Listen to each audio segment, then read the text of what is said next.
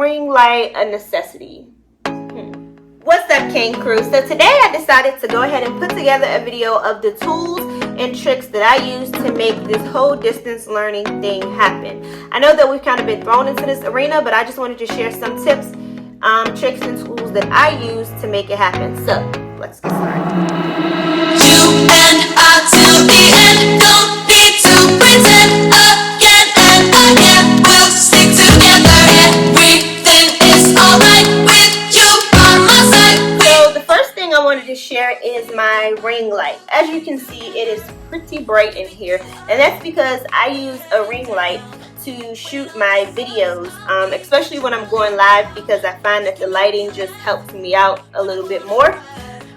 Here is the name of my ring light, and I will link it below. It's a newer light. I use the 16-inch one, but I also have a 14-inch one, which will do just fine. I actually just put my phone on there because I do not shoot with my camera. I just shoot with my phone straight onto the ring light. So yes, I use a ring light. However, is a ring light a necessity? Let's find out. As you see, this is me shooting without a ring light. If you have natural windows, natural lighting will do just great. All you have to do is open up your windows, pull your blinds up, push your curtains back, and then shoot with your phone away from the light, so your phone or whatever device you're shooting on should be in front of the window. It gives you great natural lighting, and you can shoot with this if you don't want to invest in a ring light. The next gadget that I'm going to share is one of my tripods. This tripod is from Amazon Basics. Again, I will link it below. This tripod is one of many. You will see so many tripods on there. You have so many different sizes, so many different inches. This is my go everywhere tripod. It's kind of beat up now because again it goes everywhere, but I love this tripod. It adjusts three sides. It has three different adjusted sizes. So you see this. I can't remember how tall it gets. I will put it right here in the on the screen, but I can't remember exactly how tall it gets. I have to look into it, but this thing is amazing. You won't need anything more than this. To go with that, I have gotten a universal adapter to put my phone on, so this helps you to shoot your phone. You can shoot it vertically or horizontally. This one is the best one, most affordable and the best one. I do not prefer the kind of phone holders that are like you can just kind of like stick your phone into it and it moves by itself. I don't like that. I like this one where you can screw it in. You can screw it in to fit your phone how you see fit. This one is the best one, and it's also the most stable. You'll find some of these universal ones, they rock, but once you screw this onto the tripod like so, let's see if I can get it on there really quickly. You screw it onto the tripod like so, it's not going anywhere, okay? No matter where you have it. You can even have it this way so that you can move it here. It's not going anywhere. Some of them are not that stable, so I definitely prefer this jack, and I will definitely link that below.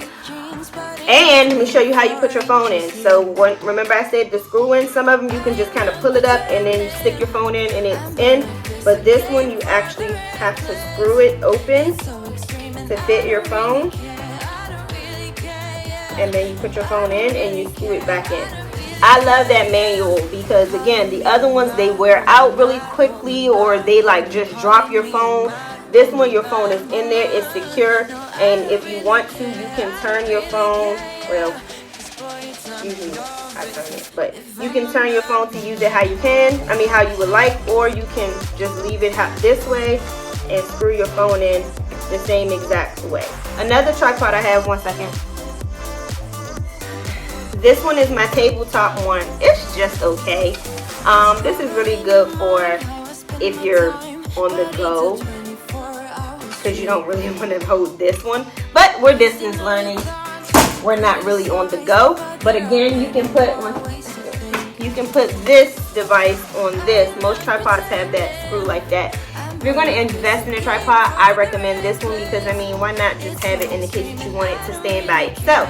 This stands by itself all the time without me. I rarely use it as a tabletop. So Yes. Do I think that tripods are a necessity? I'm going to say yes, absolutely, because it is important as distance learning teachers to be as hands-free as possible and also as stable as possible. This makes sure that the gadget that you're using is stable. And if you're using just a laptop, like going live, then of course a tripod is not necessary because you don't have to link your laptop to a tripod. However, we use a plethora of platforms, whether it's Instagram, whether it's Teams, and I like to see things from both. So I say a tripod for me in my circumstances is definitely a yes, and I say a tripod is a yes because if you are shooting videos prior to, you want to have a tripod. If you hear somebody in the background, that's my amazing 7-month-old son. He's playing his walker, so yeah, you may hear him. Another necessity is a phone. Yes, of course, you can use your personal phone. A phone is a necessity because, again, if you want to shoot videos in advance, a phone or a camera, phone is fine. A phone is definitely a necessity because you will need it to record on, whether you're recording your videos beforehand or if you're recording your videos after. If you're going live on your phone, you need a phone, of course, or a camera. I would say definitely a phone if you are using, like for instance, I use Instagram Live a lot of the time.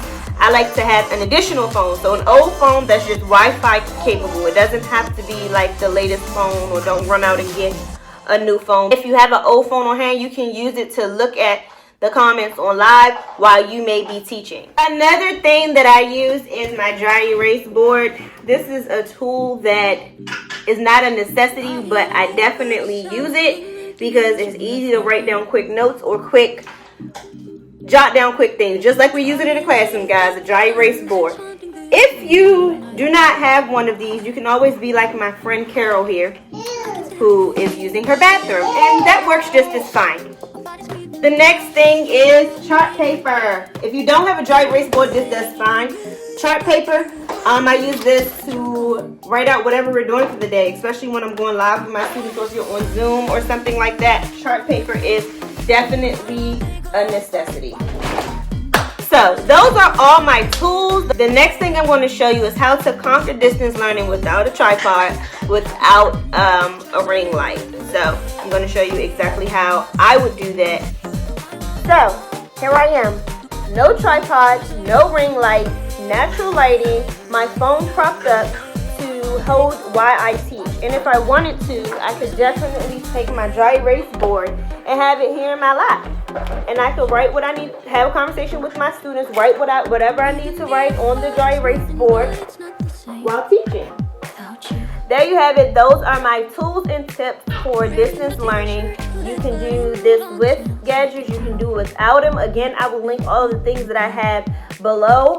But if you wanted to just do the bare minimum, you can do that, and it still works great. At the end of the day, we are simply doing the same thing, and that's trying to reach our students. Do not feel like you have to go out and buy all of these things to give into this new normal. But those are my tips and tricks.